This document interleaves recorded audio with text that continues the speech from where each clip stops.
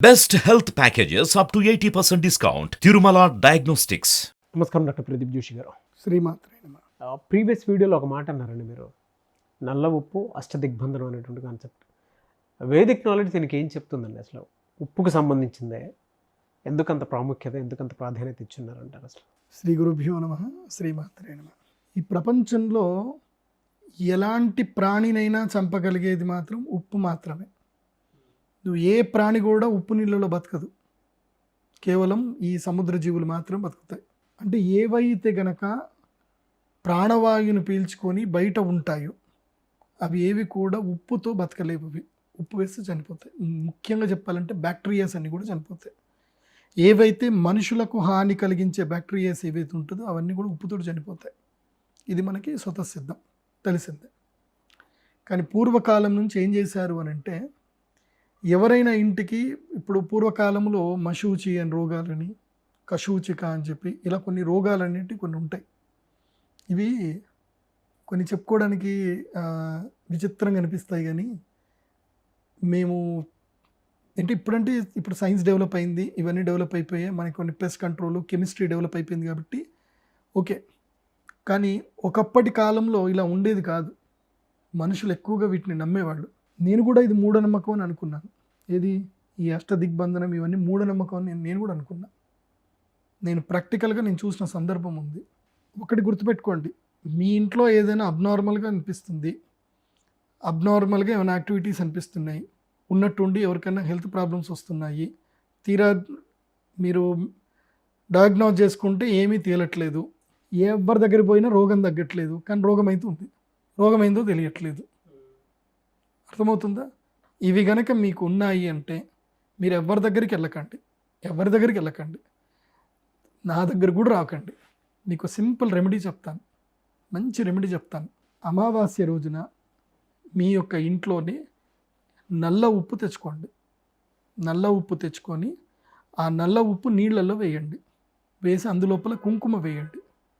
వేసి కుంకుమ, నల్ల నీళ్ళు, నల్ల ఉప్పు నీళ్ళు ఇవి తీసుకొని ఏం చేయాలి అని అంటే, మీ ఇంటి చుట్టూ కూడా తిరుగుతూ క్లీం మహాకాళ్యై నమః, క్లీం మహాకాళ్యై నమః ఈ మంత్రం, లేదంటే జగదంబ జగదంబ అన్న పర్వాలేదు, అమ్మవారి మహాకాళి మాతాకి జై, మహాకాళి మాతాకి జై అన్న చాలు. మహాకాళి అంటే చాలు, మహాశక్తి ఆమె, అమ్మవారి పేరు చెప్తే చాలు. ఆ పేరు చెబుతూ దారబోస్తూ రావాలి. దారబోస్తూ వెనక్కి నడవాలి, ముందుకు నడవకూడదు. ఓకే, ఇలా ఇలా ఒక పాత్రలో వేసుకోవాలి, ఇలా చేయి పట్టుకోవాలి, చేతిలో తమలపాకు పెట్టుకోవాలి, తమలపాకు మీద పోస్తూ ఇంటి చుట్టూ దారబోస్తూ రావాలి. ఇంటి చుట్టూ దారబోస్తూ వచ్చి మళ్ళీ ఈ ఒక చుట్ట అయిపోయింది కదా, ఒక చుట్ట అయ్యాక ఏం చేయాలి, మళ్ళీ ఇంకో చుట్టకి నిమ్మకాయలు తీసుకోవాలి. ఇంటికి గడప దగ్గర ఒక నిమ్మకాయ కొయ్యాలి. ఒకళ్ళు నిమ్మకాయ కోసి పెడతా ఉండాలి, ఒకళ్ళు పసుపు కుంకుమ పెడతా ఉండాలి, ఇంకోళ్ళు కర్పూరం వెలిగిస్తూ ఉండాలి. మళ్ళీ అట్లా 8 దిక్కులా కూడా 8 నిమ్మకాయలు కోసి దీపాలు వెలిగించేసేయాలి. మళ్ళీ ఏం చేయాలి, ఆ తర్వాత మళ్ళీ ఒక రౌండ్ తిరుగుతూ 8 చుట్ల కూడా ఇంటి గడప దగ్గరనేమో గుమ్మడికాయ కొట్టాలి, 8 చుట్ల కూడా కొబ్బరికాయలు కొట్టాలి. ఇది హారతిస్తూ 8 చుట్లు కొబ్బరికాయ కొట్టాలి. కొట్టి మళ్ళీ ఒక రౌండ్ తిరగాలి. ఈ రౌండ్ తిరిగినప్పుడు ఏం చేయాలంటే, తెల్ల ఆవాలు తీసుకోవాలి. తెల్ల ఆవాలు తీసుకుంటూ మళ్ళీ తెల్ల ఆవాలు వేసుకుంటూ ఒక రౌండ్ మొత్తం తిరగాలి. అయిపోయిందా? ఇక 5వ రౌండ్, ఫైనల్ రౌండ్ ఏం చేయాలంటే, బెల్లం ఒక్కొక్క దగ్గర బెల్లం పెడుతూ వచ్చేసేయాలి. ఇలా 5 రౌండ్లు తిరగాలి. తిరిగి 5 చేసేటప్పుడు ఇంట్లో ఎవరు ఉండకూడదు చేసేటప్పుడు. ఇదంతా అయిపోయిన తర్వాత ఇంటికి తాళం వేసేసి 3 రోజులు నిద్రకు పోవాలి. ఏదైనా అమ్మవారి దేవస్థానం కానీ ఎక్కడికైనా నిద్రకి వెళ్ళాలి. నిద్రకి వెళ్ళాక మళ్ళీ ఇంటికి వచ్చేటప్పుడు అమ్మవారి దేవస్థానం నుంచి బండారు తెచ్చుకోవాలి, కుంకుమ బండారు తెచ్చుకోవాలి.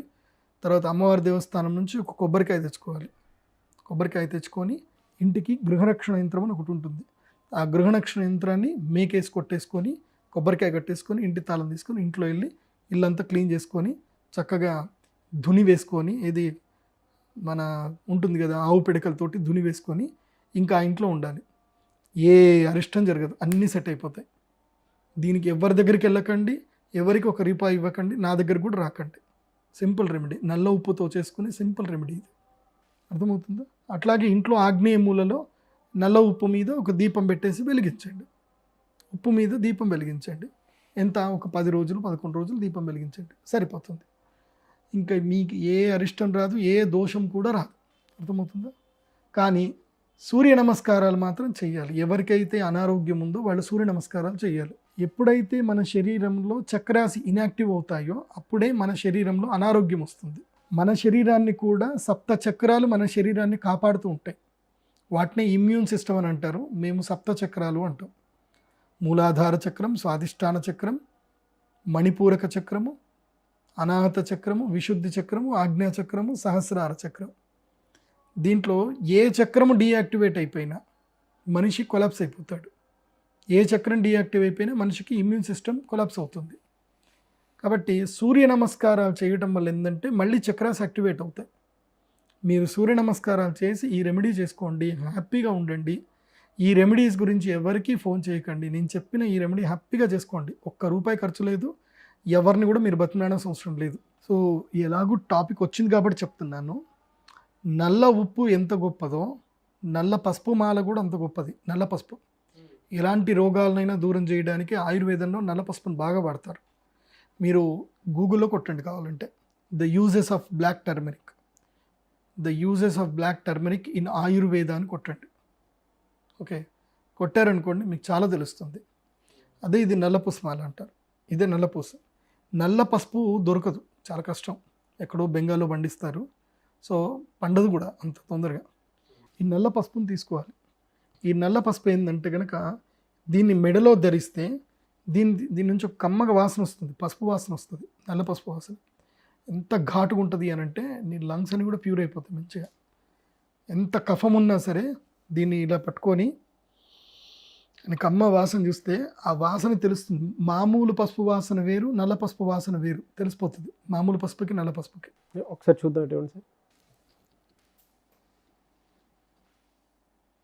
స్మెల్ బాగుంది సార్. మామూలు పసుపు ఏంటంటే అంత ఘాటు ఉండదు, ఇది భయంకరమైన ఘాటు ఉంటుంది ఇది. సో ఇది నల్ల పసుపు మాల. ఇది ఎవరికైనా ఇష్టం ఉంటే మీరు మెడలో వేసుకోవచ్చు. ఇది కూడా మనకి నెగిటివ్ ఎనర్జీ నుంచి మనల్ని ప్రొటెక్ట్ చేస్తుంది. దుర్గంధం అలాంటి పోవడానికి కూడా సూపర్ ఉంటుంది. కాకపోతే దీని ఏం చేయాలి అని అంటే ఇది డే డ్యూరేషన్లో వేసుకోవాలి, నీళ్లు పడకూడదు. నీళ్ళు మీద ఇది వేసుకొని నీళ్ళు స్నానం చేశారనుకోండి మెత్తగా అయిపోతుంది, పగిలిపోతుంది. పసుపు కదా ఇది, చాలా డెలికేటెడ్గా ఉంటుంది పసుపు, పగిలిపోతుంది. కాబట్టి ఇది వేసుకునేటప్పుడు ఏంటంటే కేవలం మెడిటేషన్ చేసుకునేటప్పుడు మాత్రమే, అమ్మవారి కాళీ మంత్ర మెడిటేషన్ చేసుకునేటప్పుడు ఇది మెడలో వేసుకోవాలి, తర్వాత తీసి పక్కన పెట్టేసుకోవాలి. రెగ్యులర్గా వేసుకోవడానికి లేదు. ఇది వేసుకొని ఎక్కడ పడితే అక్కడికి రెగ్యులర్గా వెళ్ళకూడదు. అండ్ 1 మోర్, పగిలిపోతుంది తొందరగా, ఇదైపోతుంది. ఇది ఎక్కువ రోజులు మనగాలి అని అంటే వేసుకొని 1 గంట సేపు మెడిటేషన్ చేసుకొని మళ్ళీ తీసి ఒక డబ్బాలో పెట్టేసుకోవాలి. ఆ డబ్బాలో కూడా కర్పూరం పెట్టి పెట్టాలి, కర్పూరం పెట్టి పెట్టుకొని ఉంచాలి. అది ఎవరికైనా కావాలి అనుకునేటువంటి వాళ్ళు ఉంటారు. స్క్రీన్ మీద కనిపిస్తున్న నెంబర్కి మీరు కాల్ చేసి మీరు ఆర్డర్ పెట్టుకోండి, తెలిసిపోతుంది. మీరు ఏ ఆర్డర్ పెట్టుకున్నా ప్రదీప్ జోషి అని పేరు ఉండాలి అక్కడ, చూసుకోండి. ఎందుకోసమంటే ఈ వీడియోని ఎవరో ఒకళ్ళు కాపీ చేసుకొని మళ్ళీ వాళ్ళు వేసుకుంటారు, అట్లా చేసుకోకండి. మీరు పే చేసేటప్పుడు ఏదైనా ఉంటే నా పేరు చూడండి, ప్రదీప్ జోషి నా పేరు ఉంటుంది. ఓకే, ఎందుకోసమంటే కొంతమంది మన కట్ చేసుకొని ఎక్కడో పే చేసుకుంటున్నారట. Got it. ఎందుకోసమంటే ఇవన్నీ కూడా చాలా వ్యాలిడ్ ఐటమ్స్ అనమాట. ఇవి నేను గ్రహణ సమయంలో, అష్టమి, చతుర్దశి, అమావాస్యలో నేను పూజ చేసి పెట్టుకుంటాను. ఓకే, నమ్మకం ఉంటేనే తీసుకోండి, బలవంతం ఏం లేదు. ఓకే, ఇది నల్ల పసుపు మాల, మహాశక్తివంతమైంది. అందుకోసమే ప్రతి ఇంట్లో ఇంత నల్లుప్పు, ఇంత నల్ల పసుపు ఉండాలి అంటారు. ఉండాల్సిందే తప్పకుండా. అందుకోసం మా ఇంట్లో ఎప్పటి నుంచో కూడా మా అమ్మ దాచిపెట్టింది నల్ల పసుపు. ఇన్ని సంవత్సరాలైనా నల్ల పసుపు పాడు కాదు, చాలా బాగుంటుంది. ఎప్పుడైనా నశం కొట్టిందా, రోగం వచ్చిందా, ఏదన్నా అపస్మారకి వెళ్ళామంటే నల్ల పసుపు తీసుకొచ్చి ఇట్లా ఇది చేసేసి తేనెతోటి కలిపి నోట్లో వేసేయడమే ఉండగట్టి. నోట్లో పోయింది అని అంటే కదా మళ్ళీ అర్ధగంటలు లేచి నిల్చుంటూ ఉంటాయి. దానికి అంత శక్తి ఉంటుంది. Thank you sir, thank you so much doctor Pradeep Joshi గారు. శ్రీమంత్.